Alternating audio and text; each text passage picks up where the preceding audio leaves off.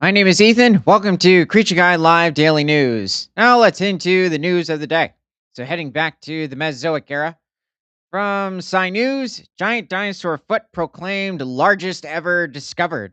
A fossilized dinosaur foot, believed to be the largest in the world, has been unearthed in Weston County, Wyoming, the United States. This is rather surprising considering the largest terrestrial animals to exist actually inhabited South America and over in different parts of Patagonia, so regions of Argentina, Chile, and southern Brazil, with species belonging to the Titanosaur lineage of sauropods. Um, it I highly doubt that this is going to be referring to a species of late Cretaceous titanosaur such as the Alamosaurus. Even though the animal likely inhabited Wyoming, it's very possible, also by the pictures, doesn't seem to be an Alamosaurus. But yeah, it's quite odd. I mean, the largest sauropods to inhabit North America probably reached in some instances between 50 to 55 tons, which is still one of it's on the range of larger species of long necked sauropods, but they're still not the biggest considering the largest species that we know of range between 75 and 85 tons. This seems to be possibly a Brachiosaurus, not a Giraffe Titan, considering Giraffe Titan was over in East Africa or Tanzania. Some funny legs.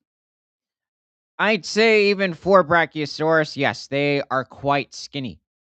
But I mean, the toe arrangement seems okay, but the tail's quite crooked.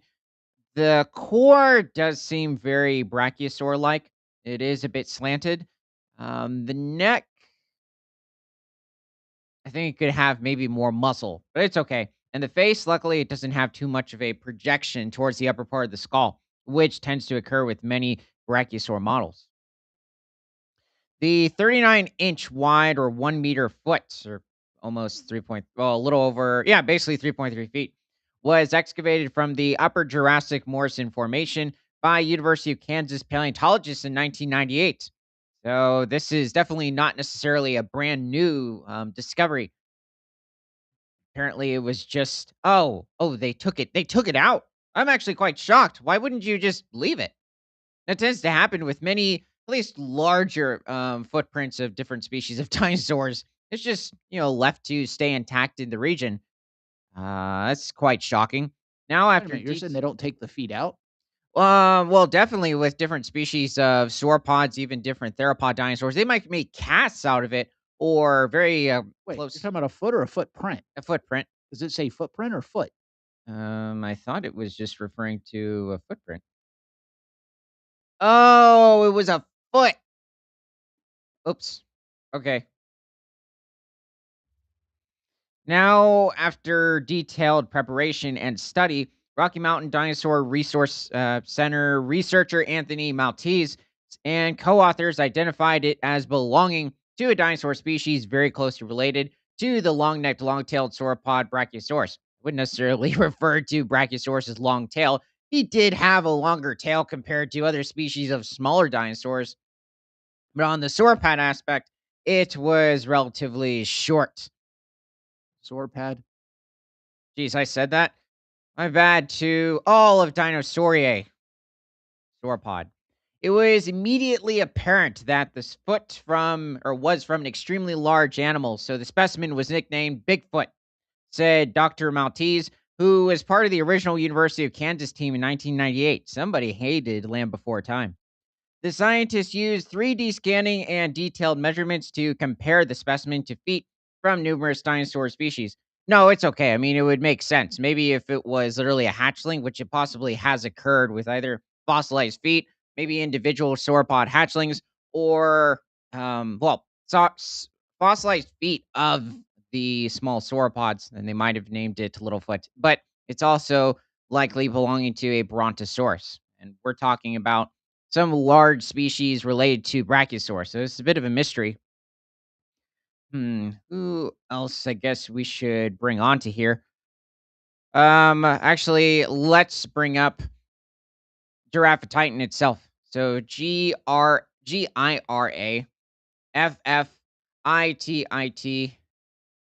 A-N.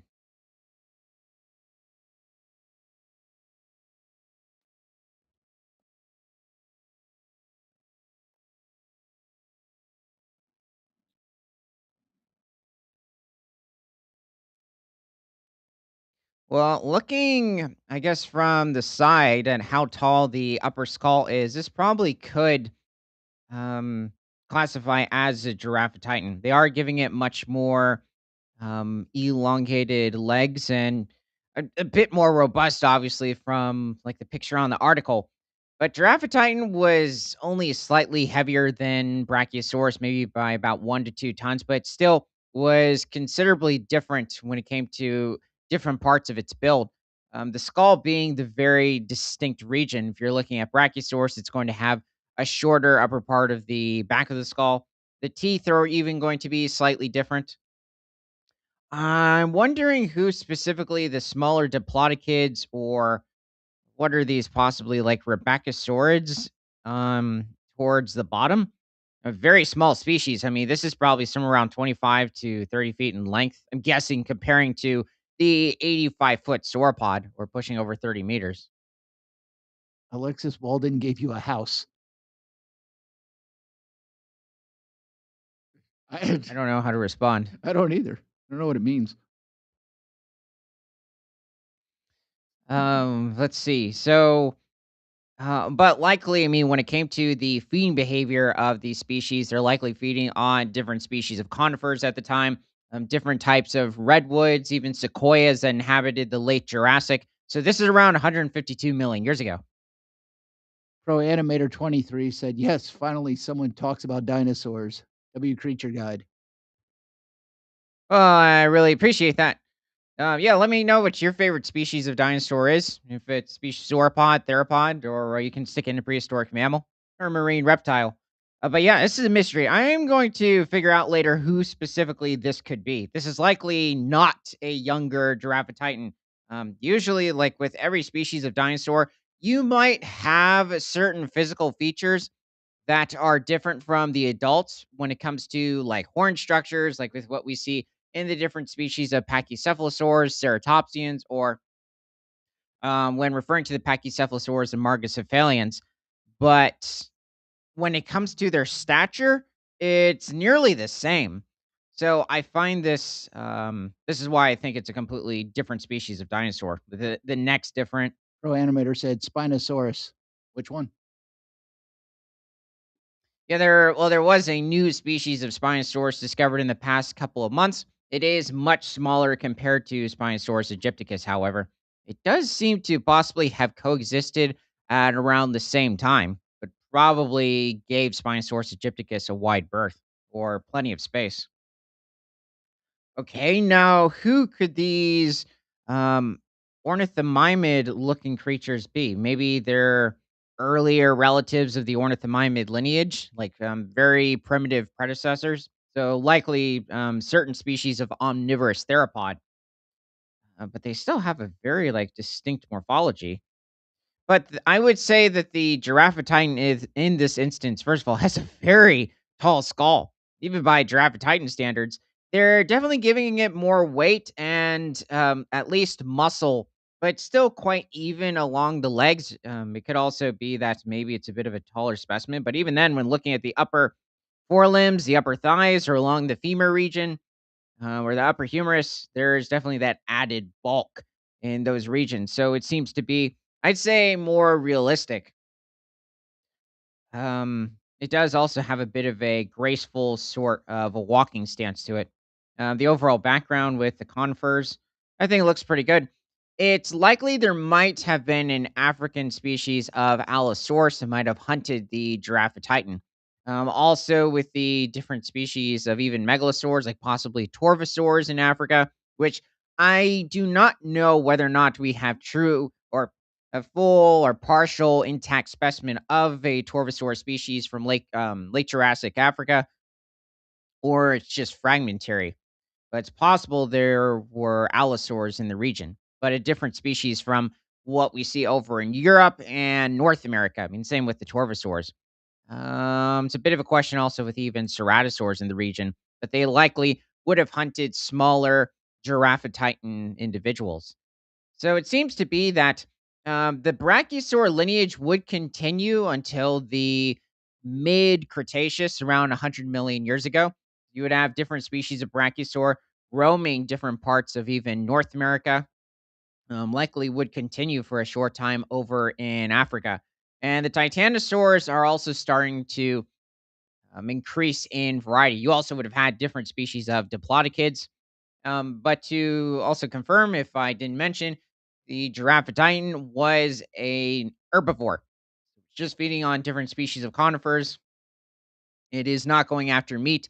It does not have teeth that are suited for slicing through flesh. If you look at them, they're quite um I wouldn't necessarily blunt in a sense. They are sharp. You do need to have very sharp teeth for slicing through plant material, especially different types of conifers, than you do for meat. But it also likely didn't have the digestive juices, possibly to um, process like different animal protein. Likely similar to the different species of diplodocid long necked dinosaurs, it would have traveled over to riverbeds to swallow small stones and to help grind the food in its stomach. Was that another Titan? Oh, yeah, I think I've seen this a little while back. I There have been certain models where the Titanosaur or the Brachiosaur, or even like certain species of Chimerasauromorphs, would walk, or the artist or animator would give them this sort of a stance, which is odd.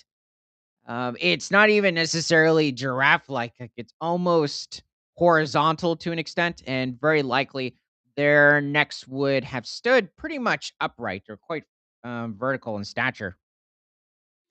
It is interesting. They're putting a youngster with the herd. It is very possible at actually a young age, once they were able to keep up with the herd, considering how fast sauropods grew, it's very likely within a short amount of time they would have seek shelter from the herd, and the herd would take care of them as well, or at least defend them from predators.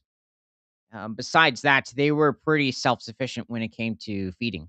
They didn't need help from the adults, unless maybe there was an area where most of the browsing from the trees was higher up in the canopy, and maybe the adults had to push a tree down, but likely that probably wouldn't have occurred. You would Oh, need I'm putting this up just because they're funny. oh, oh yeah. Wow. Is this supposed to be maybe a male and a female? And he just has a very wide neck. It's not a bad reconstruction of the Giraffatitan. Or the 2 are just walking and talking. Yeah. I've seen a certain prehistoric mammal depictions, like they might have been with like earlier brontotheres, different species of earlier equids or horses, paracerdactyls in general. So earlier species of rhinos, possibly even like the four-tusked gomphotheres, so early relatives of mastodons that are depicted like in this almost exact same type of a setting and sort of a painting. So I'm wondering if this is just the same artist, but he apparently also draws Mesozoic depictions as well, which is not surprising. What's also good to see is that we're not seeing rib cages on these different models or paintings, because that has happened quite a few times for some reason. I'm not sure where the rib cage depiction of dinosaurs derived from. I think it started to increase somewhere in like the 1970s or 1980s. Like it made it look like the animal was either suited for like a very limited food sources, or okay, I'm not really sure how to respond to that. And usually, an animal that's able to deal with like limited food sources for an amount of time, especially a larger species, tends to have quite a bit of fat stored onto it, unless it just didn't obtain enough food beforehand, like during the wet season in the sauropods case. But they would still likely migrate to different regions where there is plentiful food. You can't maintain that type of body, especially since there doesn't seem to be evidence for sauropods um, gaining fat for later on, and seems to be the case with animals in general from very warm environments. So the scientists used 3D scanning and detailed measurements to compare the specimen to feet from numerous dinosaur species. The study confirms that this brachiosaur foot is the largest dinosaur foot discovered to date. Whoa. Well, that doesn't look like foot. Looks like several vertebrae. They're large too. It's nuts. Let's see what it is. Photograph from the excavations in 1998. Oh, okay. So with 150 million year old Brachiosaur foot bones below a tail of Camarasaurus. Okay, so it's also guessing the University of Kansas student. Wow, that's a very intact Camarasaurus. If this is also coming from Wyoming, that's not that is Wait a minute. The Camarasaurus is it's below the tail of the Camarasaurus.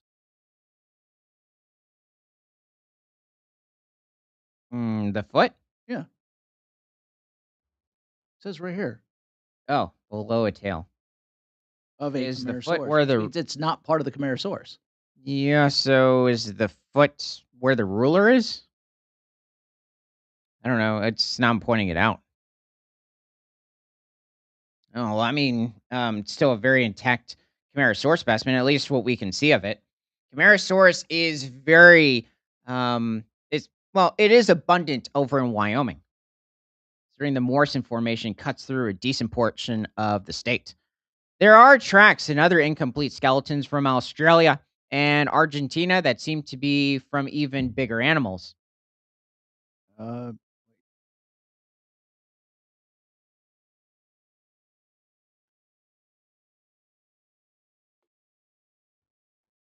is that Dragonate? I'm trying to pronounce that. Only in Ohio, or we talking about dinos? Only in Ohio spread the what? Dinosaurs.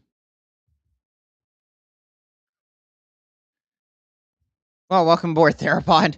Um, let's see.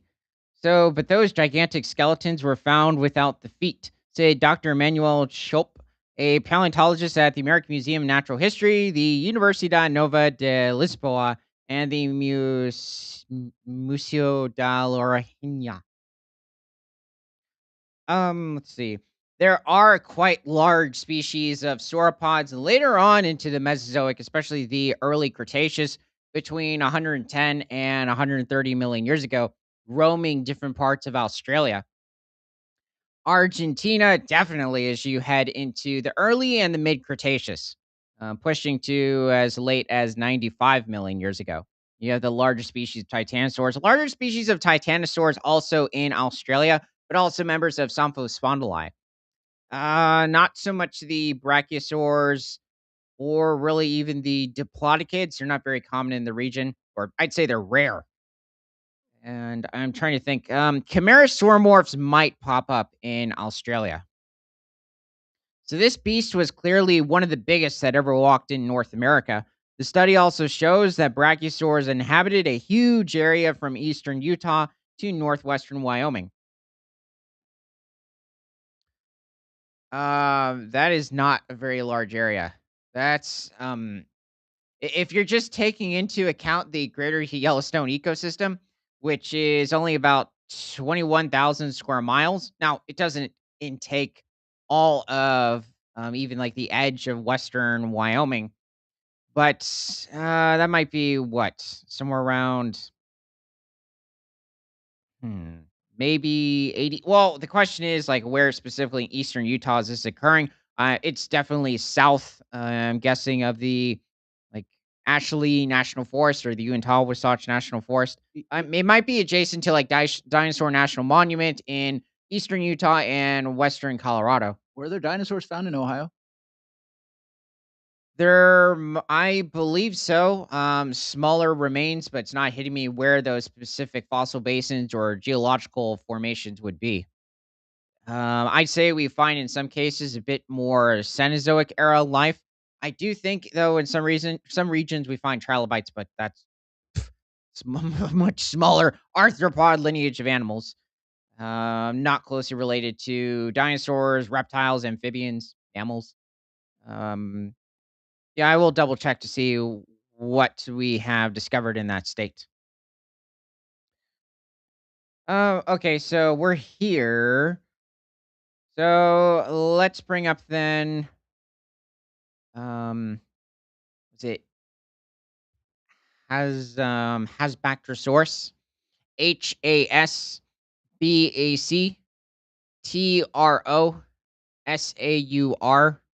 Hasbactrosaurus. Oh, Probactrosaurus. That's what I meant to put in. Not has. Pro.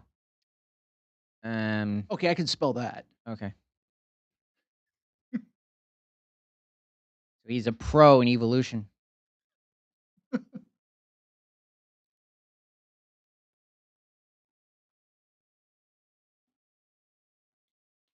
Okay, are you gonna tear it up? Sort of. When it comes to his feet, they should look much more like a hoof and not like, well, that in terms of a hadrosaur foot, which would be not really showing much of a toe situation. I mean, they would be not. I think what I'm trying to say is toe claws, like with what we see here. This is almost like looking at a deer or even a moose in some instances. It should not be this projected. The claws, though, on both sides of the hand are possibly there. I think at this point, because this is before the true Hadrosauridae lineage, this is a Hadrosauromorph. So it is a later, more advanced species of iguanodontids that existed back in the early Cretaceous and the late Jurassic. But the Probactrosaurus is actually from China around 94 million years ago during the early late Cretaceous. So this is around the time when different species of titanosaurs and some of the last diplodocids were around. Oh no! How did I would say this is quite an interesting mix-up, however, but yeah, very far off. It's like somebody took a baryonyx and thought, actually, I'm not even sure a baryonyx, maybe even like a an Asian species of Spinosaur, not like Sigillomosaurus, another species. Not hitting me, but I'll stick to the English baryonyx, which possibly also inhabited like Switzerland or parts of Germany. Okay, where do I start off? First of all, it was able to stick a duckbill or an iguanodontid beak onto the tip of the snout of the baryonyx, then give it a mixture of like predatory molars, or at least carnivorous molars from the Spinosaur, and then mix it in with the molars of the Hadrosaur. So you're saying AI has trouble making things? Yeah, I mean, it really wants to have its own. What was that? Jurassic World the game hybrids, or I don't know. I think you could have things like Jurassic World Evolution where they're mixed or hybridized. And no, you could not mix a Spinosaur with a Iguanodontid. It's like you could not mix a sauropod with a theropod. The sauropods and theropods were closely related, but you could not mix them. In fact, you could not mix allosaurs with tyrannosaurs or spinosaurs with tyrannosaurs. In many cases, you could not mix like a certain species of spinosaur with, or another genus, I'd say, with another genus of spinosaur. So, like Spinosaurus and Baryonyx could not mix, most likely. Now, there are certain instances also where you can have it where it's the same genus, but even different species of that genus can not um, mix either. And then the problem is, even if that occurs, what's the likeliness of that being beneficial to the ecosystem or it even being able to make a living out of the or that specific area um, that it was able to form in? But if it's of two species that, um, I'm just going to keep going. Okay, this is much more refreshing. By the way, I also gave that Baryonyx iguanodontid feet and arms. There's a lot of issues. We might go back to it to see what else. Now, focusing on the skeleton, this is a very good representation of a Probactrosaurus. It's a larger species of iguanodontid for the time. It's pushing somewhere around 25 to 30 feet in length, or somewhere between 7.8 to 9 meters, and probably weighed somewhere around 1.5 to 2 tons. So, this animal also was not a carnivore. It was a species of herbivore that was feeding on not necessarily the higher conifers of different species of long necked sauropods like the giraffe titan, or with other species of sauropods that coexisted with in early late Cretaceous Asia, but was simply feeding on different species of larger shrubs, maybe feeding on different species of cycads, earlier ginkgo species, and going after different types of flowers and ferns. So it had a wide variety of different lineages of plants that it fed on. Also, it was one of the most efficient chewers to exist at this point. There were hundreds of teeth in its mouth, which is well, it's not necessarily, the first species of dinosaur to evolve this type of a chewing strategy. Technically, this has already been around for over 40 million years and possibly slightly earlier, but really, it's like when Iguanodon, Ecotodon, who's the other iguanodontid over in England? Though it might be a bit later in time that I'm thinking of. They already had, hundreds of molars inside their teeth. So it was a chewer, but it didn't exactly chew their food like different species of mammals today. Also, it does seem to be partially bipedal and quadrupedal. So sharing a bit of a prosauropod sort of a mutation.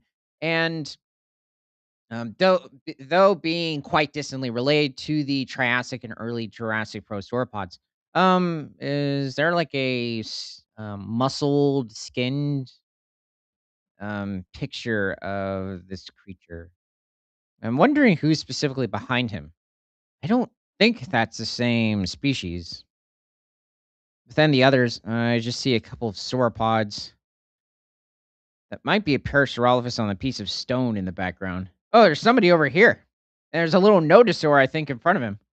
Wonder who that is. Guessing there might be a sauropod behind him. There's something else over here. I wonder if they're like raptors or some dromaeosaur. They're probably also all from China. Usually, not always, but on display where animals are amongst each other, specifically species of dinosaurs, they tend to be from like the same area and a similar time. I can't find one. Wow, that's strange. Oh, I did find someone drew one. Huh. Oh, okay. Yeah, that actually looks good. A shoe is that? That's not Hyliasaurus. It's some species of Nodosaur and Kylosauromorph. To the left of the other individual. Hmm. Not sure if it's supposed to represent the sex dimorphism, or maybe that's supposed to be possibly an iguanodon. It has a much more robust sort of look to it, and this has very small thumb spikes compared to its body size. Even the head is shaped far too differently compared to like what you might see on just a male and a female. So I'm guessing this might be an iguanodon, and it's still, I mean, that is a good representation of a Probactrosaurus. Oh, okay, yeah, there is that. Yeah, and him, he's a lot of problems. Really, it's just the hands on that other one.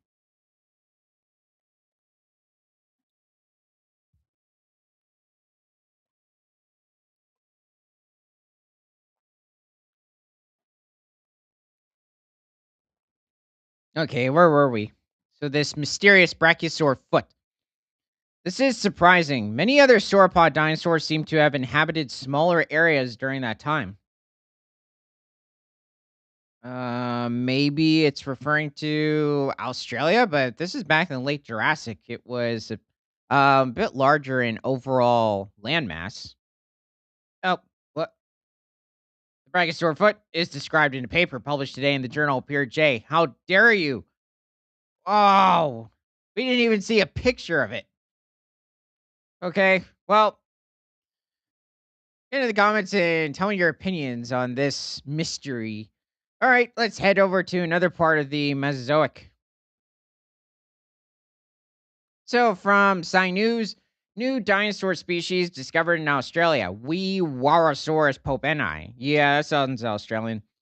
Paleontologists in Australia have found a fossil fragment from a new species of ornithopod dinosaur that walked the Earth approximately 100 million years ago. Well, this is a bit astounding considering this, what I'm guessing, and is very likely, at least by the looks of the depiction, a species of Elasmerian iguanodontid. So, a later relative of species such as the Leonosaura from Queensland, Australia, and even the different rabidontids, though it's possibly, I think, classified as an elasmerian now, the Matabarosaurus. 100 million years ago, those two species had already gone extinct. There were also different species of abelisaurs and megaraptorids like the Australvenator, but they had already gone extinct at this point over in mid Cretaceous Australia. So, Pro animator said it's a bummer that they didn't show it. yeah, that was quite unfortunate because I mean, it was fine that they added in the Camarasaur discovery picture from 1998. I think that was a good commemoration, but where's the foot?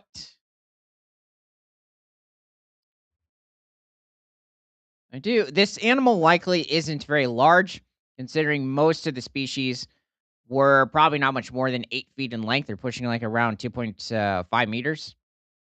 So the new Australian dinosaur named Weewarrasaurus popeni was about the size of a large dog.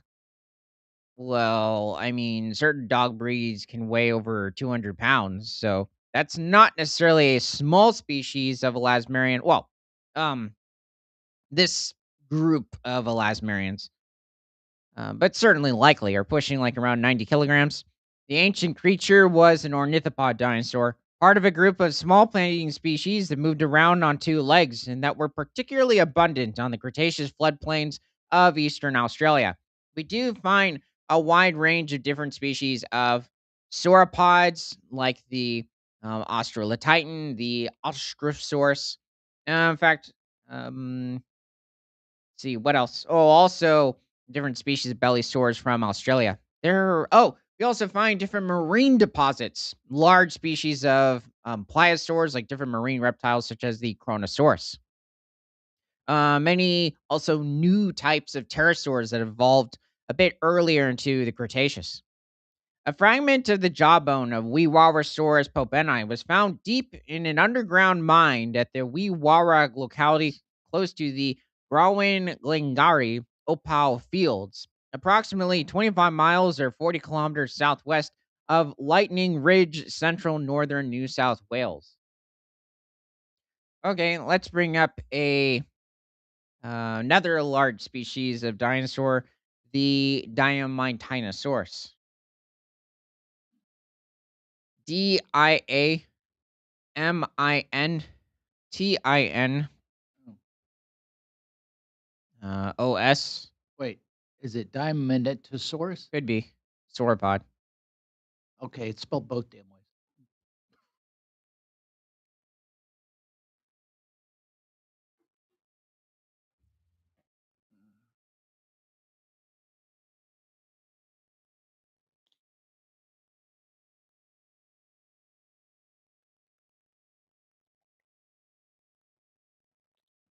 This is actually a good model of the creature.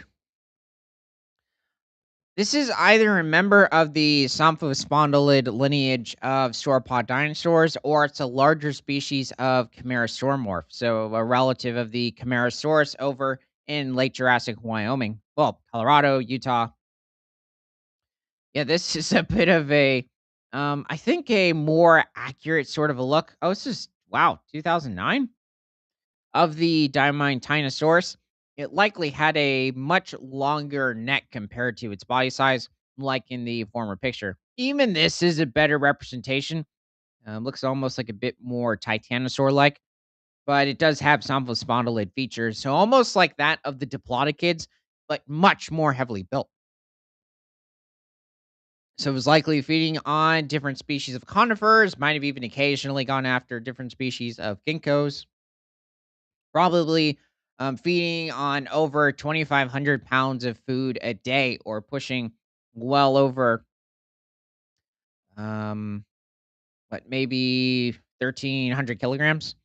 But this species was likely living of herds of 20 to 30 individuals. Maybe also, it is likely that it probably had osteoderms on along like its back vertebrae, up the caudal vertebrae of its tail, and even up the cervical vertebrae, or even along its neck. Usually, it would stop by the skull. At least those little. spike-like appendages, or osteoderms in this case. It is interesting that they're showing this animal with a wide variety of armor along its core, which has been found on different skin fragments of different species of the Somphospondylids, but also the Lithostrodian lineage of Somphospondylids sauropods. So, like the Saltosaurs, even certain larger species, possibly with certain lineages of Titanosaurs in certain parts of South America, and well, as well as even like the North American Alamosaurus. But this is pushing a bit earlier into the Cretaceous. This is somewhere around 120 to 125 million years ago. It's also a sauropod that could have reached somewhere between 80 to 90 feet in length, or well over 30 meters, and probably weighed in at 35 to 40 tons. So it was a massive species of sauropod. Yeah, wow, there we go. That is a really good preservation of a Wait a wait a minute. second. Yeah, is it a Sarmintosaurus or Dimantinosaurus? Because it seems a bit too possibly narrow for a Dimantinosaurus, but Wrong one. I'm guessing at that moment. Sarmintinosaurus. I'll have to look into that too. The feet also look good on here. Well, okay, the toes might be a bit off, at least with the claws on the hind feet. They should be likely, depending on the species, curved towards the side. I think the feet might be slightly wide. Also, in many cases, these animals did not have very large brains, but they still did quite well. Um, Probably in many cases, not much larger than a tennis ball. But today, well, it's also what a big question is that what exactly would have hunted these different species of sauropods? Because, yeah, you did have different species of Abelisaurs and Megaraptors that might have hunted the youngsters, but really, even anything mid-size, it doesn't seem to have been touchable to different species of predators. It's also just not finding a lot of terrestrial or large terrestrial predators in Australia from the Cretaceous. Okay, let's see what else is occurring, or at least with the discovery. The fossil was analyzed by a team of paleontologists from the Australian Opal Center at the University of New England and Queensland. Like all fossils from the Lightning Ridge opal mines, the lower jaw of Wewarosaurus boveni is preserved in opal, said University of New England's Dr. Phil Bell and co-authors. Lightning Ridge is the only place in the world where dinosaur bones routinely turn to opal. Yeah, I would say it's not too surprising. I have heard of Lightning Ridge and different dinosaur specimens being discovered here. And there might have been certain sauropod fragments that have come out of Lightning Ridge. Whoa, is this the head? Is that a tooth? Or are these several teeth? It looks like Lower, shells. yeah, lower jaw of Wewarosaurus boveni. This is a very, at least for smaller species of ornithopod dinosaurs, like a leaf or shell shaped, sort of a tooth structure. So very well designed for slicing through tough plant material. So much harder to slice through compared to meat. Even though I might have said earlier with the draft titan that did not necessarily have the ability to slice through meat, that's not necessarily true. Considering in many cases the animals probably when fighting probably would have tried to bite each other's necks, and you could have had serious injuries, despite not necessarily having too strong of a bite force, and also not commonly or not really ever hunting animals. Lightning Ridge is a world class fossil resource because it preserves a unique suite of Cretaceous fauna or animals. I love Kirishima's in the chat. Or Crystal. Oh, welcome back there, bud. If these fossils weren't surface rock like those found in China and Mongolia, it would be an absolute treasure trove. We do find, and I mean, it's making out, or Dr. Bell is making out like we're kind of lacking in fossils, at least over in Australia compared to China, Mongolia. Yeah, you do have certain deposits where, and especially you could say both countries, but Mongolia, towards the late Cretaceous, and an immense um, s- uh, like amount of species, like different types of Hadrosaurs and different types of sauropods and even odd species of theropods come from Mongolia. You also have it where there's the now and then, well, a larger number of different species of nodosaurs and ankylosaurs that come from Mongolia, but also even China, different species of sauropods. So, um, yeah, I guess I can see where he's saying that. Unfortunately, the fossil remnants we see are almost always part of mining spoil. This actually happens quite often, even construction sites, and you can have different dinosaur specimens pop up. I think there was a recent occurrence over in Utah where I think they were doing construction to some part of a highway and they came upon different late Jurassic bones. They might have been of a sauropod, like possibly another diplodocid or a chimerasauromorph, but it might have been some type of theropod, so a carnivorous dinosaur. Let's see. I guess we can bring up another species.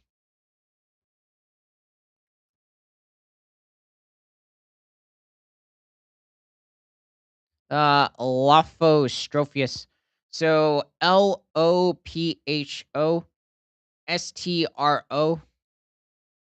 Oh, popped up.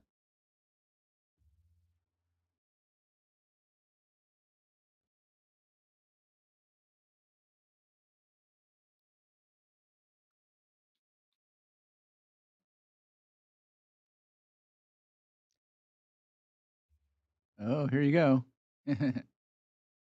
So this dates to much further back, and I just thought it would be interesting to bring this theropod up.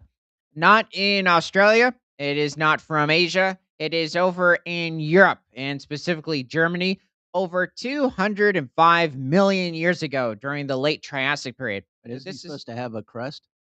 oh, he could. Yeah, I think he might have a small crest. Um But this is before any species of sauropod has evolved. The different species of allosaurs and megalosaurs. Who else? Even different lineages of prosauropods at this point. But this is one of the earliest types of neotheropod to evolve. But it's not very large for the time. You might call it a medium-sized species of predator. It's only reaching maybe 10 feet in length or around 3 meters. And probably didn't weigh much more than maybe 3 to 400 pounds or a little over 150 kilograms.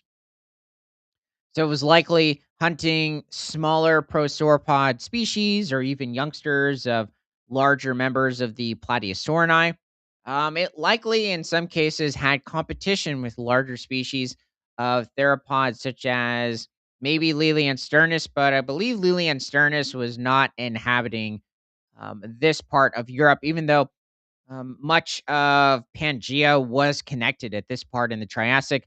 There really isn't a lot of major breakage from different continents until you hit the Jurassic, which won't start for another 4 million years at this point. But I mean, even this is not a bad representation of the Lophostrophius. It might be a member of the coelophysoid lineage of neotheropods, but then again, it might have two distinctive characteristics. It could be. I mean, it does share somewhat certain types of coelophysoid traits, like the very elongated skull. Still very different. Very powerful forelimbs. Yeah, some give it a crest and then other ones don't. Yeah, I think it would be very small, like towards the center of the skull. It's possible he might have been a piscivore or feeding on fish. Oh, Um, hmm. I, I wasn't thinking necessarily this large. Wait, someone drew one, Well, no. but it's on one, but not on the next one. Well, there were many members of the early Neotheropod lineage, also around the 190 to actually go even further forward into the Jurassic, but between 190 and 210 million years ago. So also consisting of the last 9 million years of the Triassic. That would have contained smaller crests or well, actually, let me phrase that. large crests compared to their skull size, and similar to what we would see later into the early Jurassic, like the Dilophosaurus from Arizona in the United States. But in many cases, like with what we see in Dracovenator, Saltrovinator, which are much larger theropod dinosaurs compared to the Lophostropheus, they contain a wide range of crests that were likely used to intimidate rivals and also attract mates during the breeding season. This also might have been the start. I wonder if he's also one of the earliest species of theropod dinosaurs, also the Avatheropod lineage, that would have consisted of this type of a crest. I wonder if maybe we found a fragment of the crest because I'm wondering how they're getting that sort of a look out of the few bones we have found of this animal. I mean, we do have a portion of the pelvis intact. Seems to be a few caudal vertebrae, or at least towards the upper end and the lower end of um, like the latter area of the tail, and two cervical vertebrae, or at least along the neck. I also wonder where the powerful forelimbs are coming from. Okay, let's head back. So the mining process breaks the fossils into fragments. Our vertical feed, not our other one, dropped to 1, yet I know there's other people in it. That's strange. But on the other hand, we would never get to see even those fragments if it wasn't for mining. The jawbone of Weewarresaurus popeni is a supremely rare and unlikely discovery, said Dr. Jenai Bramal, manager of the Australian Opal Center. Why do I have a feeling? No, no, there has to be more. Yep. I mean, basically, this incredible little object is both the 100 million-year-old jaw of a new dinosaur species and a precious gemstone. And yeah, the discovery is reported in the journal Peer J. Did they give us a look into? Oh, wait a second. Oh, is that it? There's got to be more of this creature, but maybe it has a distinct enough um jaw build compared to other species of the elasmarians would distinguish it. It's very possible. This happens with a wide variety of different species of dinosaurs, especially sauropods.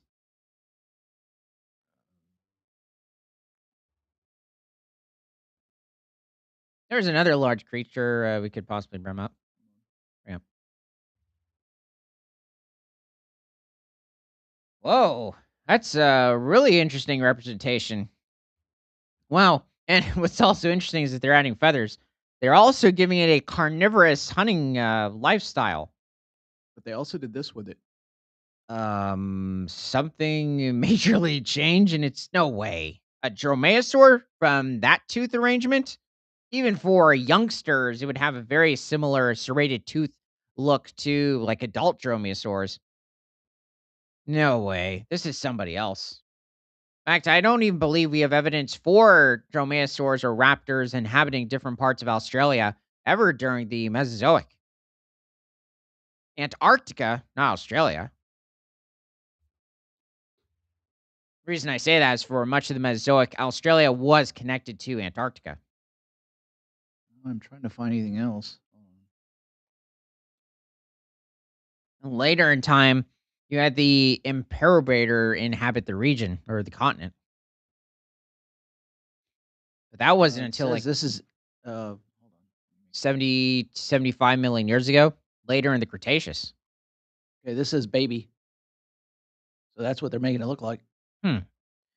Well, oh yeah, there might have been like a certain discovery of a creature like an elasmarian from the Middle Cretaceous after Leonosaura, where I think they might have found the hatchlings of. I think It's, this is the same thing. it's definitely a good representation. The beaks are going to be shaped differently compared to the larger species of elasmarians, but it definitely the different species of iguanodontids and the hadrosauromorphs have now been discovered. Or that would appear later on. Yeah, I think we might have gone over this way back. I don't remember this. Hmm. Grimon, also same period of time. So it could be that species. Well, let's bring up another species of dinosaur, however.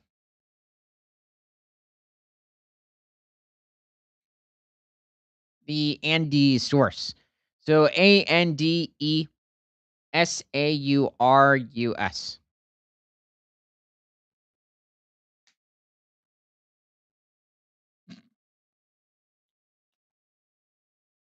Should be less heavily built compared to the Diminosaurus. Oh no. It has once again, well, this time it's given one of his feet like several toes and a very what on earth? That's like a very stocky sort of a hind foot, even for different species of iguanodontids.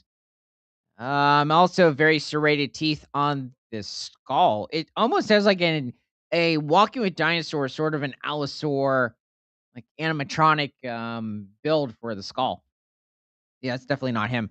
And then there's like a crocodilomorph or maybe some species of megalosaur. What's with its teeth? Yeah, it looks more theropod like the Allosaur animatronic or a model, you could say. They used it for U-strapped spondylus too.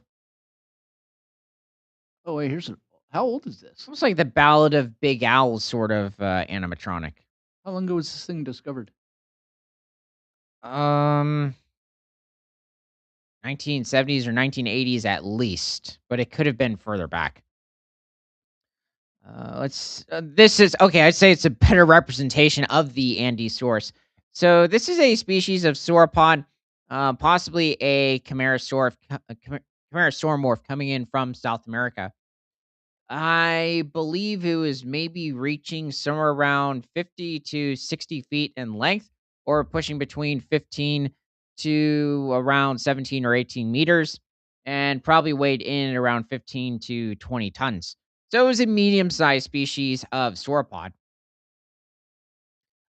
Also likely just feeding on different species of conifers. Now, what is interesting is it's showing a wide variety of several flocks of birds around it. I think they're supposed to be birds. That would have been very realistic for much of the Cretaceous period. Though you would have had different species of pterosaurs as well, and the pterosaurs were the rulers of the sky despite coexisting with birds for around 80 million years? At least if you're going back to Archaeopteryx, which was the first bird.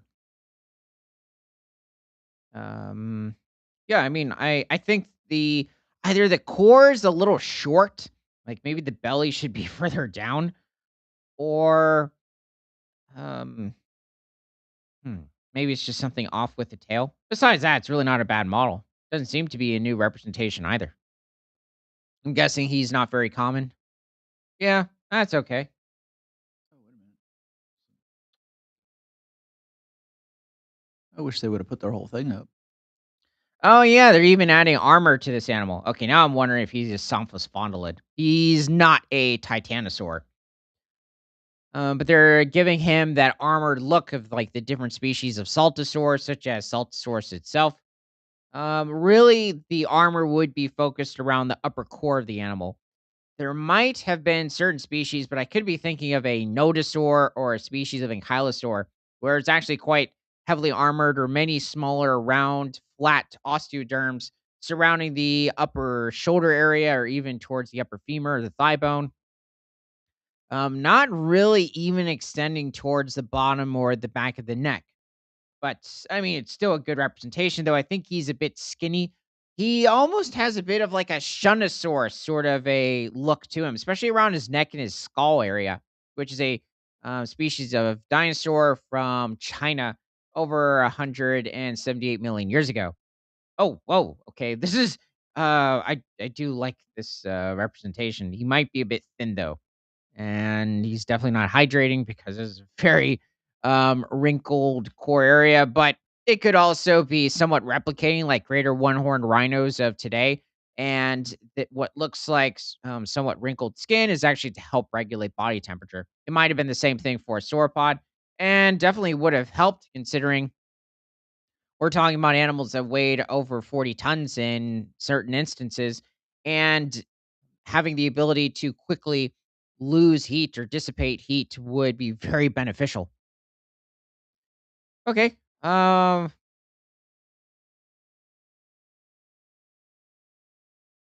Yeah, give me your opinion in the comments about like these different species of sauropods and this odd ornithischian. Yeah, I mean, he's also a very proud neotheropod. At least once the crest model showed up. Yeah, that was the best Amyntosaurus. Okay, so heading forward into the Cenozoic era. Though I will say that many species of, at least by looks of it, sea turtles today have been around since the Ice Age or the Pleistocene, and in many cases much further back. So, rescued sea turtle named Pancake swims to hot hangout for young turtles. To hang out with Maple. Yeah, I was actually wondering, or butter. The critically or blueberry, the critically endangered Kemp's Ridley sea turtle was recently released from Coney Island, New York. What's going on here? Now we have the chili cheese hot dogs joining in, or there's a turtle and its name is chili cheese hot dog or pickled hot dog. Okay, so oh yeah, she has a collar on her. Yeah, that's a turtle collar. Really? Yeah, How do they get? Is it like glued to them? I think so.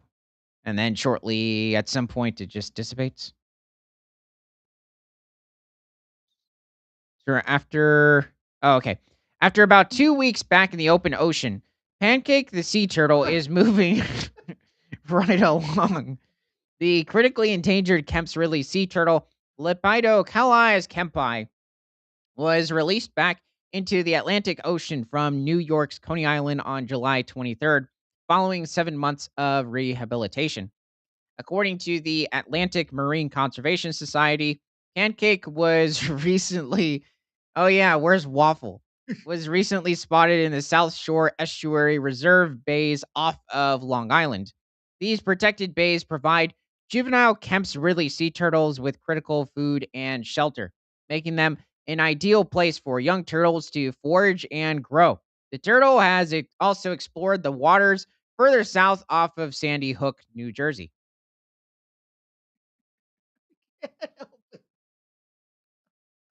I'm waiting for strawberry and whipped cream to pop up. Well, yeah, that too. But I was thinking, I guess it better be careful with inhabiting the region of Sandy Hook because think of the turtles that have ingested hooks. But besides that, oh yeah, as I didn't realize how urban of an area this was. Whoa. Well, wow, that's a lot of stops.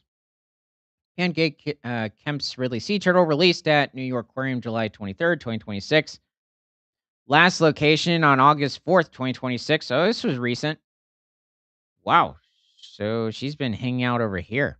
First location, July 23rd. He definitely likes New Amsterdam. Original name for New York. Kemp's Ridley sea turtles are the smallest sea turtle species. They are found throughout the East Coast from the south up towards New England. When fully grown, they can weigh 70 to 100 pounds and grow to 2 feet long. Wow. Okay, I'm not too familiar with like the overall Kemp's like Ridley sea turtle size. I do believe they might be feeding on different species of like smaller squids.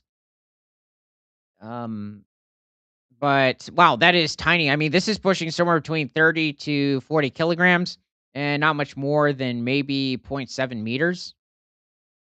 The Massachusetts Audubon Society found Pancake suffering from cold stunning in Wellfleet, Massachusetts on November 22nd, 2025. Pancake was then brought to the New England Aquarium for triage and medical treatment. On December 3rd, Pancake and 24 other Kemp's Ridley sea turtles were transferred to the Atlantic Marine Conservation Society Sea Turtle Triage Facility in Triage. triage in West Hampton Beach, New York. for treatment and rehabilitation. Wow. Gosh. There's a crowd for this too. Well, I mean, there are different sea turtle releases, and yeah, people come to watch. Okay, so that is Pancake.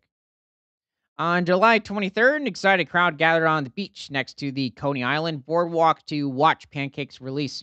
Onlookers cheered and waved homemade signs as Pancake confidently walked back into the ocean at 1:13 p.m. EDT, or Eastern Time. Pancake is likely 2 to 5 years old and weighed 11 pounds. Wow, she's tiny. So, not much more than 3 kilograms. At the time of release, over his 7 month. It's a guy? It's a man? Oh, I thought it was a female. Wait. Gosh, that's, I wouldn't call that a very, like, tremendous, sort of powerful name for a little male turtle. I mean, okay, pal. It's okay. You're a Kodiak pancake. You got lots of So they should have named it Heavy uh, Cream. yeah. Um, and Kodiaks are kind of, though, tough. Not the bear, I'm talking about the pancakes. I mean, they are too, but, I wouldn't eat them. It's off limits. No members of carnivora. Over his 7 months in human care, the turtle showed confident swimming behavior, particularly while pursuing shrimp and clams. Oh, okay, that would make sense if he's over in that region. He's going to be focusing on different types of, crustaceans and mollusks, So do they eat the shells? possibly stuff. Um, that's a good question. I don't know. The turtle's sex is unknown because that requires a blood test, which was not needed for rehabilitation. I know they're definitely capable of crunching through the clams, but whether or not they ingest the shell, I'm not entirely sure. Maybe because they're having to intake, well, they need quite a bit of calcium to produce their eggs. So it's very possible they do intake them, but I need to double check.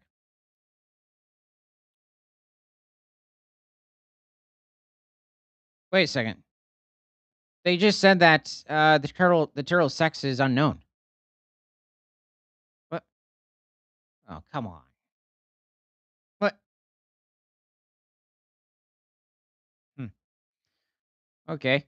Um, shorter one. Oh, well, there he goes.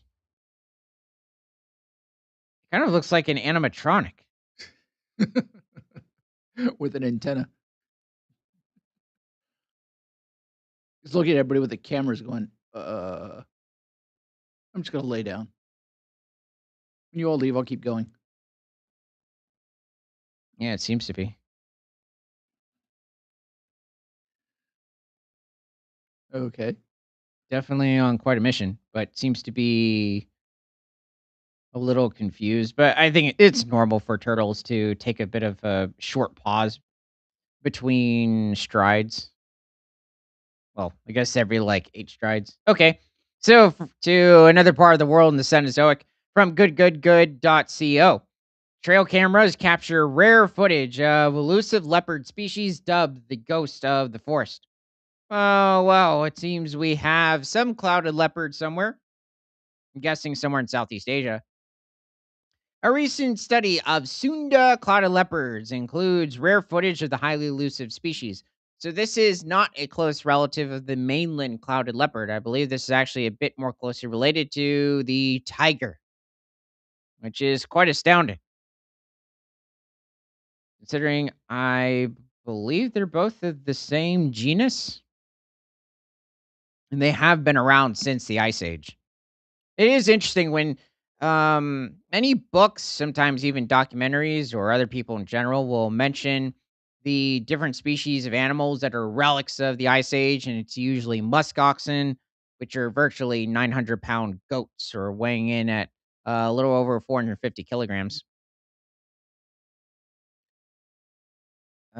Who else? I guess you could say reindeer. They've been around for 6 to 700,000 years. moose, like Alcis alcis, I think, which is the genus' species name, has been around for around 150,000 years, so late Pleistocene. And technically, cougars, even jaguars over in South America. Panther leo, or the African lion, was around back in the Ice Age. Even the African bush elephants, like Loxodonta africanus. So a wide variety of animals actually did survive the mass extinction of the Ice Age animals that occurred around 11,000 years ago. But you also had some species that changed into other morphs, especially like what happened with bison over in North America, and they became smaller. Um, but yeah, I think it's also just certain cooler areas, and not so much like even the tropical areas. You had a wide variety of species that survived. So the imagery was captured on trail cameras in previous years, but was just released to the public with the publication of a study in the journal Biotropica. It features an 8.5-year-old female Sunda clouded leopard in the rainforests of Borneo, the oldest wild female Sunda clouded leopard to ever be recorded. Really? That is interesting. I guess it's because it's so rare to come upon these creatures, especially really just based off of camera traps. That's a good site. A pro animator said that, yeah, robot turtle. Oh, geez. Wait. Oh, you mean it looked like a robot? Okay, yeah. That really confused me on that first 20 seconds or so. Sunda clouded leopard is native to Borneo and Sumatra and is listed as vulnerable on the International Union for Conservation of Nature's Red List, with an estimated population of fewer than 10,000 mature individuals worldwide. They tend to say that with every species of cat, wild felid over in Southeast Asia, like whether it's the fishing cats, the Pallas cats might be less. There's a number of other species, well, except like tigers or even leopards. They're more numerous, but the others, for some reason, they tend to stick around the 8 to 10,000 number. Much remains unknown about the species, however, often dubbed the ghosts of the forest because of how easily they blend into their surroundings and how elusive they are to human onlookers. But when researchers from the Sabah Forest Department, the Sabah Wildlife Department, Global Wild Cat Conservation Organization Panthera, and local indigenous peoples of Sabah set out to study the leopards, they became the first to document a female's lifespan in the wild. Hey, there's that's a funny picture. What is it? At some point in the morning and all of a sudden just flashed at her face. That's funny. She looks a little blinded. Never before seen footage and imagery was captured between 2007 and 2023. Whoa. Along three reserves in Sabah and observed 52 adult individuals, including 30 males and 22 females. Wow. That's actually a lot considering usually it's just only a handful of clouded leopard individuals that are seen even by trail cameras in these different regions. Um that's quite a few. Researchers also took away some surprising findings. The species was far more mobile than previously assumed, with some cats traveling up to 22 miles. Whoa. Was that pushing like 38 kilometers? That is immense between forest reserves. You would assume that these creatures would have a very small home range. I'm wondering if it's because maybe prey is not as abundant. That tends to be the reason for um like different species of animals, especially this size, to have this vast of a territory. But it is just mentioning like how far they're traveling back and forth in these areas. Or maybe it's not even necessarily that they're low on food or other species of prey animals, but it's that they have less access to genetics. What I mean is like males having access to other females. Additionally, females were 68% more difficult to detect than males due to the fact that females spend more time in trees. Oh, that's interesting. That I didn't know about the Sunda clouded leopard. This one seems fine. Seems healthy. It's interesting. In some cases, like clouded leopards have a bit of like a somewhat shorter stature than other cats, but it also could be the angle. They are the most arboreal though. So they spend the most time up in the trees, like more than the other species the other species of leopards on land or on the mainland. Their physique hints at this, as their bodies are usually more slender and they have fluffier tails that help them balance. Oh, wait a second. The fur, I don't think it's the fur that necessarily helps them balance. I I mean, I could double check it. Maybe there's something to do with hair and balance, but I think it's something to do with specifically the vertebrae and the muscles. The study's lead author, Katharina Kasper, a biologist with the Polish Academy of Sciences and the Leibniz Institute for Zoo and Wildlife Research, told Scientific American. Resident males, by contrast, spend much time circling and remarking their territories with urine. Hence, we capture them more often. Of course, they are. Of course, they're using the um, cameras as a scenting device. I think it's been observed with like lions and tigers on trail cameras too, maybe even cougars. The study also cataloged more information about life expectancies and the cat's relationship with its habitat. Well, I guess it's climbing a lot. There's another picture.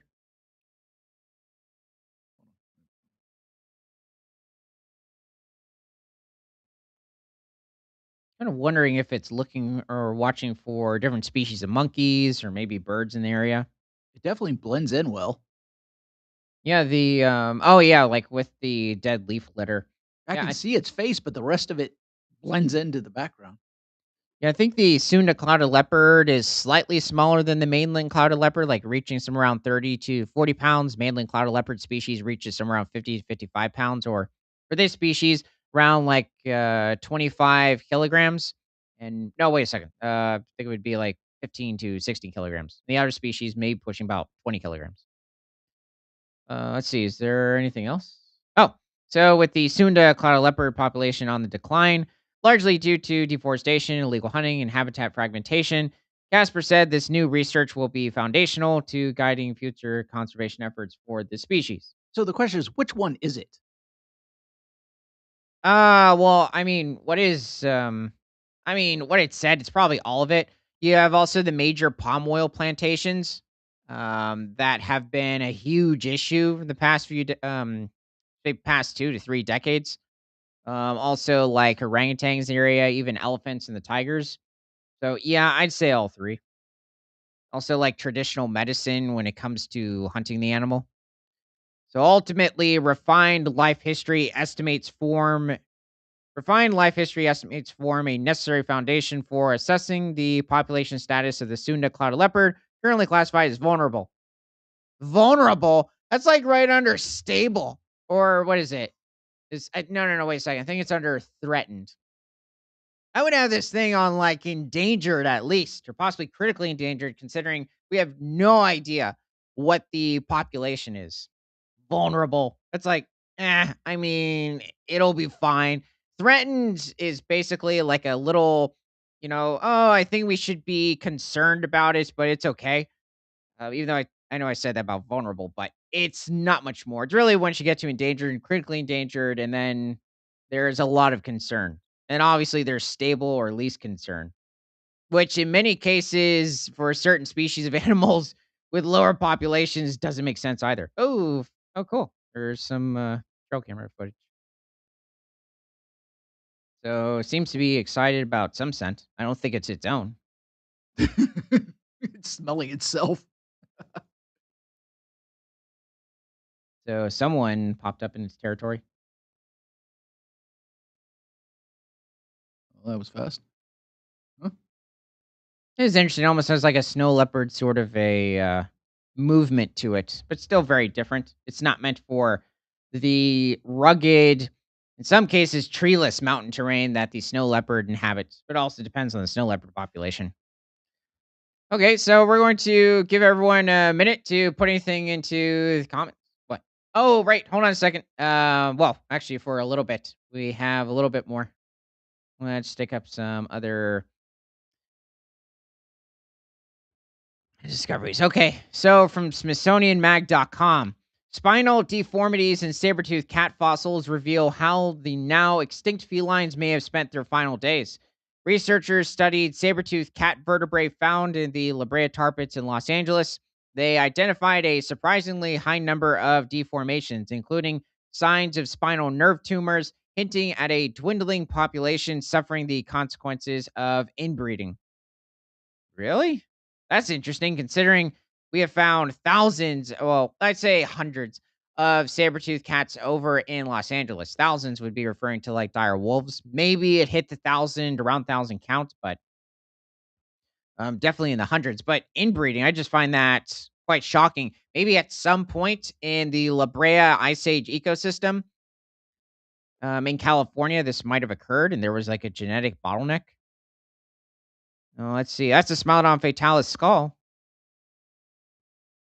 So, thousands of years ago, sticky tar pits in modern day Los Angeles, California became the graveyard for prehistoric felines struggling with deformities and disease. Soon after, the creatures would disappear for good. Fossilized spines of saber-toothed cats that fell into the La Brea tar pits long ago contained signs, tumors, and other deformities. Researchers reported in a study published July 26th in the journal Frontiers in Veterinary Science.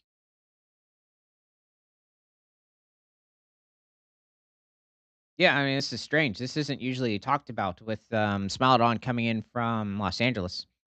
The findings suggest that inbreeding occurred as the now extinct feline's population declined and offer evidence of how the iconic Ice Age predator spent its final days. Saber-toothed cats of the species Smilodon fatalis roamed was now the Americas around 11,000 to 700,000 2 years ago. Oh boy, I think it's like the second grammatic issue. Okay. Smilodon in general technically first evolved like over 2.5 million years ago, towards the very beginning of the Pleistocene epoch. Now, when it exactly started roaming California, I think it might be a bit of a question, but it would be much earlier. I'd say pushing at least 2 million years ago. They were top predators during their time, probably feasting on camels, deer, and tapirs.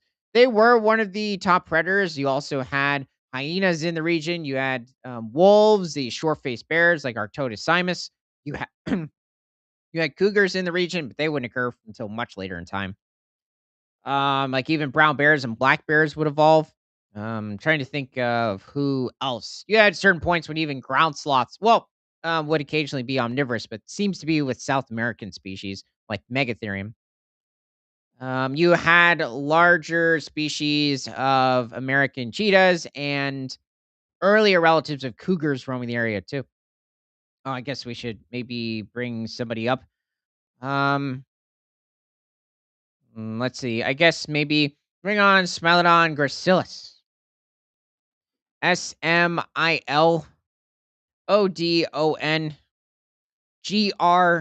gracilis.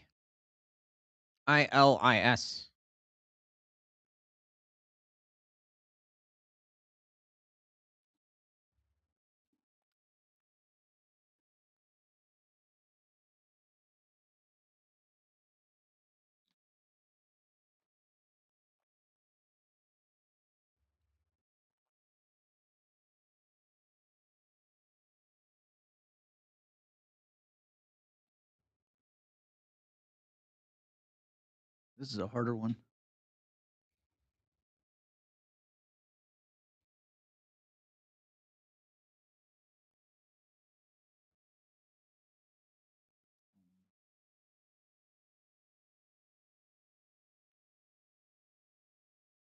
I'm having trouble with this guy.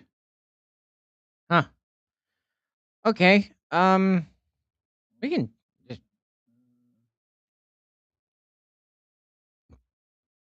Yeah, most of it's. Wait a minute. There's a face.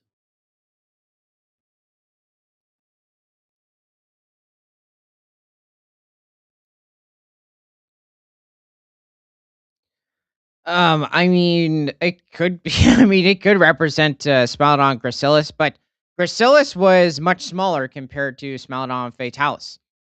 This animal is also what Smilodon fatalis would have evolved from. So Smilodon gracilis was probably somewhere around 350 pounds at most, or a little over 170 kilograms.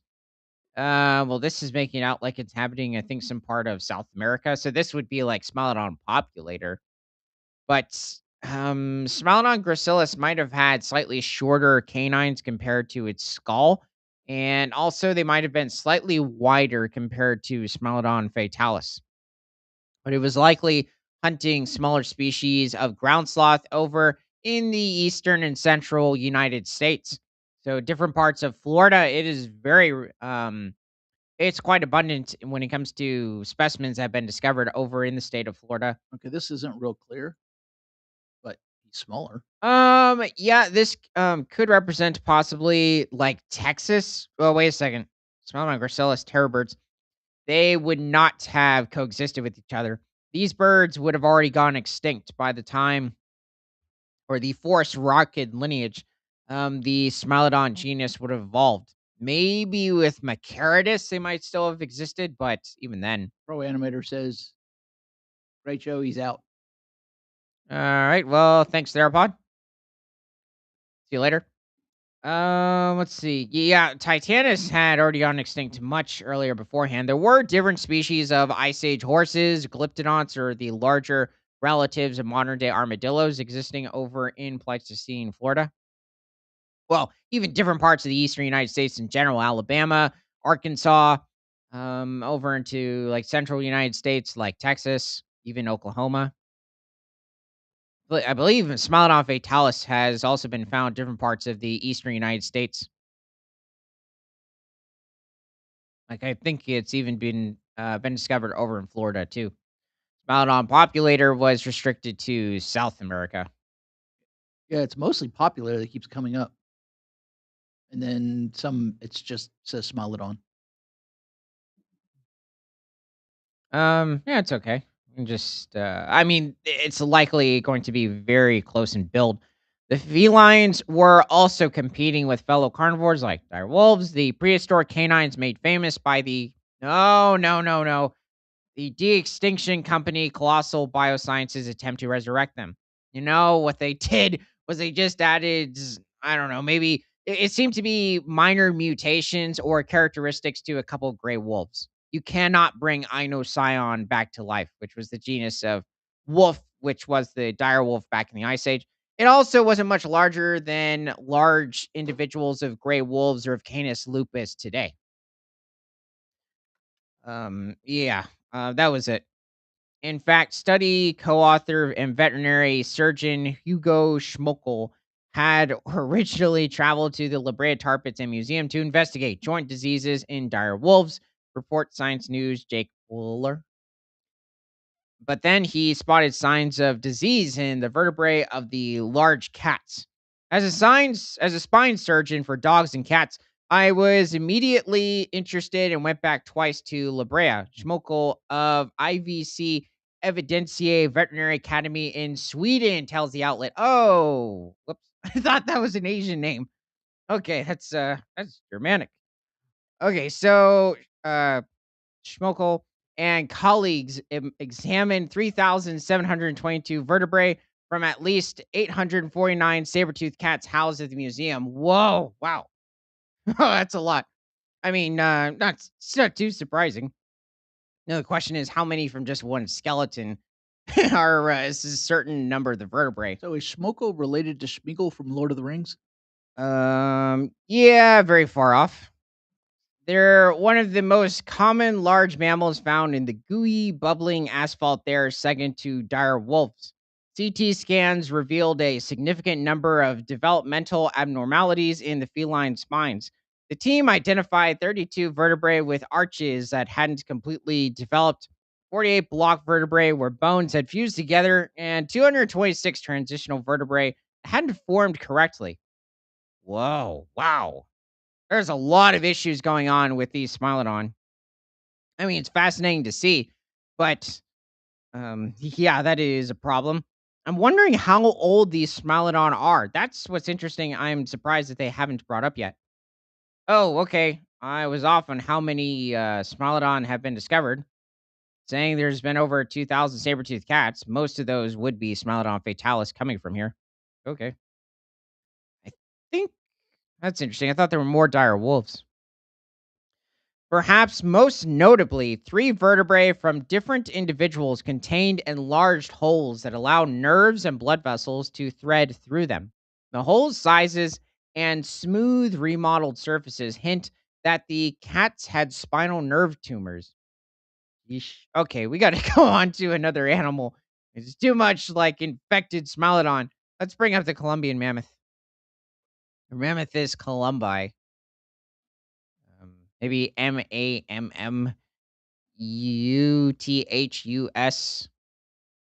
Separate word, Col. Oh, okay.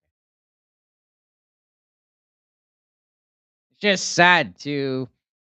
It's more of just like the unfortunate of this occurring to the cats.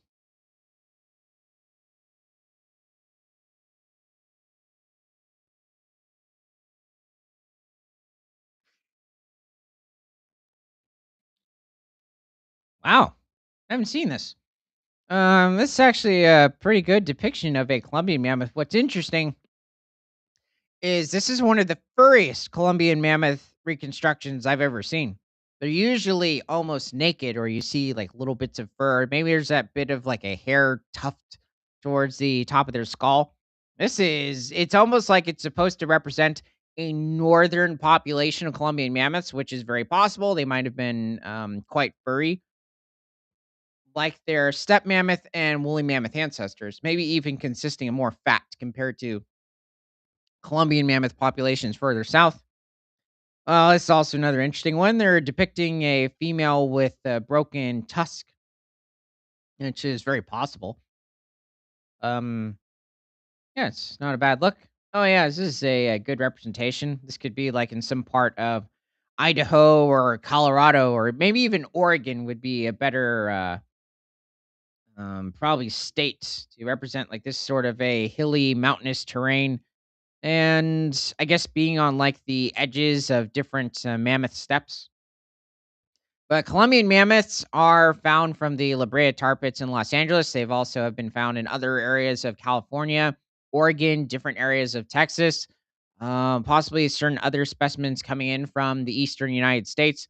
It was one of the largest mammoths to inhabit North America. It was probably reaching, or likely reaching, about 13 to 14 feet, and probably pushing around 4 to 4.2 meters, and probably weighed in at 10 to 11 tons. So basically around the size of T Rex. Not necessarily the length, but overall the weight. It was a very compact animal, having a much taller stature compared to its distant mastodon relatives. It was taller than the woolly mammoth, but it wasn't too much heavier. Woolly mammoths could reach a little over 9 tons with the large bulls, but a percentage of that being fat, whereas it would be less so with many Columbian mammoth the populations. Steppe mammoths could probably reach around 15 to 16 feet in height, so we're pushing around like 4.8 meters, and also probably weighed in around 10 tons. Here, he's a little furry too. Oh, yeah, well, he's slightly. Yeah, I mean, it's just a good depiction. This is probably Oregon. I'm guessing that's supposed to represent, like, Mount Olympus, or maybe it's over in Washington State, which I believe we have found Columbian mammoths from Washington State as well. So it's over, like, adjacent to Mount Rainier National Park with the volcano. It does have a bit of an Oregon feel to it, but there would have been herds of Columbian mammoths and Pacific mastodons roaming the area. So they would have to be concerned, at least with the smaller individuals of different Smilodon, likely prides, or even dire wolves in some cases. Maybe even short faced bears.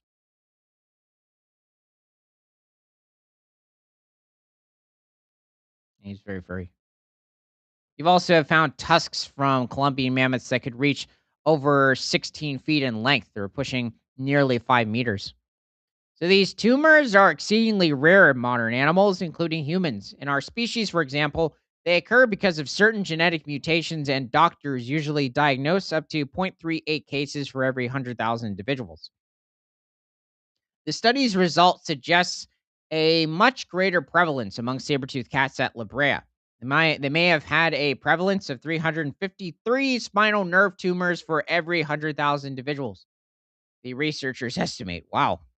The species likely suffered from these deformities because of inbreeding, which allowed harmful DNA mutations to show up more often, although a genetic analysis is needed to prove this. But the thought is that a shrinking population made negative genetic variants more prevalent in the gene pool and thus more likely to be inherited by offspring. In fact, researchers have observed these same spinal malformations in inbred gray wolf populations today. Oh, yeah, geez. That's unfortunate. Whoa. Well, there's the issue. Jeez. That's a gouge. So this is vertebrae HC12233 of one of these Smilodon fatalis. That is a massive gash in its vertebrae. Ouch. Yeah. There's wonder how you could heal that. Yeah, I guess you couldn't. Fossil evidence of inherited disorders is uncommon. John Doe just showed up. Oh, well, welcome back, Megalosaurus. Federico Agnolin, a paleontologist at the Argentine Museum of Natural Science who did not participate in the study, tells Science Taylor Mitchell Brown. Documenting a possible increase in developmental abnormalities and rare tumors offer a new perspective on the biological consequences of population decline before extinction. I'm really wondering if what's happening with these saber-toothed cats or this Smilodon fatalis group is occurring towards the very end of the ice age. So this is pushing like 12,000 years ago. Because I find it a bit hard. I mean, you can still have instances where maybe there was some major drought or um, a low amount of prey species, and so when you're having that low in food intake, it's causing a lot of problems physically, and in turn, females that are either pregnant or, well, yeah, and it's just going to have a negative effect on their cubs. So those are my guesses. Spinal nerve tumors, which were probably painful and could have led to loss of limb function, may have made affected saber-toothed cats more likely to die in the tar pits. They might have been lured by prey stuck in the sticky stuff and then fell in themselves. Oh yeah, well that would add more to the temptation. A trapped prey animal is very attractive for a predator in pain. Schmokel says in a statement, a wounded or sick predator must rely on carcasses for surviving, so they'll take bigger risks to get to them. Well, it also sounds like the whole pride might have this issue, because it's also guessed that Smilodon might have taken care of each other. So what finally made these felines go extinct? Um, Well, I'm sure drowning in oil will do it. Wow, that's interesting. It's mentioning competition with gray wolves. I find that very hard to put as a contributing factor. I mean, yeah, they are. They'd be competition, but probably rarely because wolves in modern day, like Canis lupus, is likely going to be going after much more nimble, quicker, lighter weight animals like elk, for instance. Whereas Smilodon's not meant for chasing down um, prey items that only weigh, maybe twice as much as itself. It wants to go after much larger creatures. And a couple of Smilodon against the wolves. Yeah, it's a huge risk for the wolves themselves. That I Yeah, it doesn't make any sense. Or it would barely have much of a impact. Now, you could have it where, let's say, the adult Smilodon left their cubs for a short period of time and wolves came upon them. Well, the cubs are helpless. There's nothing that they could do. Um, but I still think that would be a very small percentage. What's more, the study reveals what could happen to animals facing similar population pressures today. 25%. Okay, it's just being a little repetitive about the extinction events. Still didn't say when this occurred, though. I guess is the end of the Ice Age, so like 12 to 11,000 years ago. Um, Did we just do this?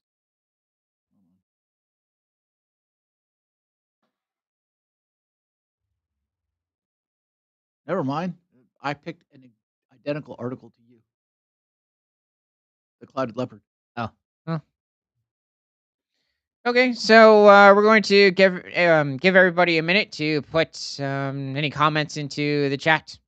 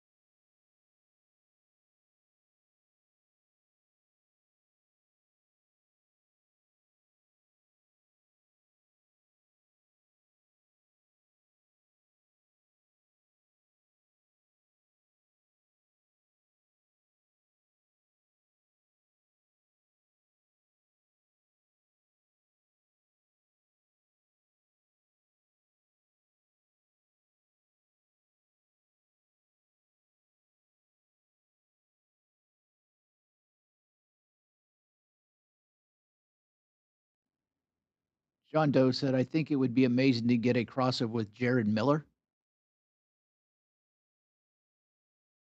It's not hitting me. What scientist that is? Is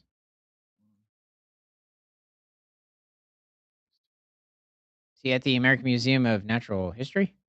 This television host.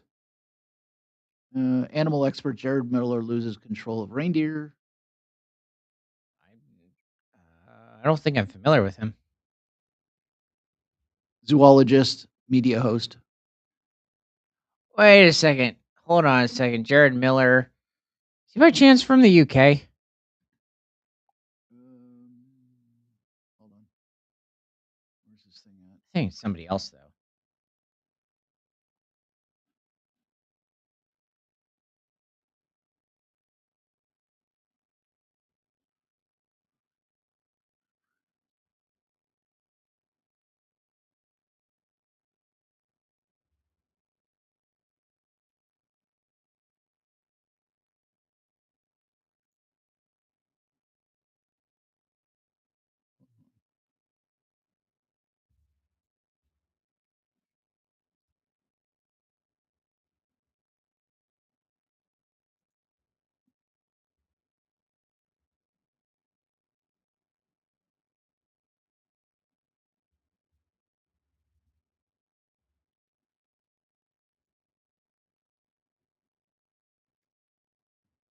Yeah, I'm not familiar with him.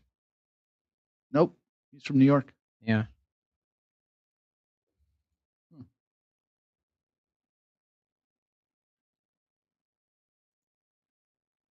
I'm trying to think of any like present day zoologists I'm not too familiar with in general. I think it's more of well, I mean, there are certain ones that have popped up on like different studies, but it's definitely a number of them. It's usually like everyone beforehand. No, he's an American. He did Conan O'Brien a lot with tons of out of control animals. It was funny stuff. That's interesting because I actually watched a bit of Conan O'Brien, and um, like there was those instances where Irwin was on there. It would have Um, been. This is probably there were I think there were one or two other people.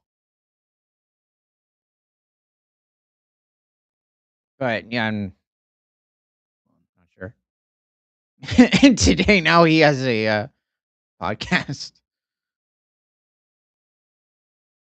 Well, Conan himself. Oh yeah, I'm seeing it. I can't put this up. I'm sure they'll hit us.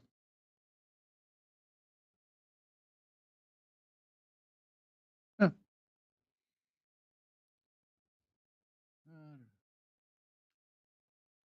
Well, that was weird. Hold on. Okay, well, thanks for joining. And from prehistoric to present, my name is Ethan. This is Creature Guide Live Daily News. We are streaming on both Rumble, YouTube, and Kick. And remember that nothing is better than all animals all the time. Happy International Diamond Dinosaurus Day from Australia.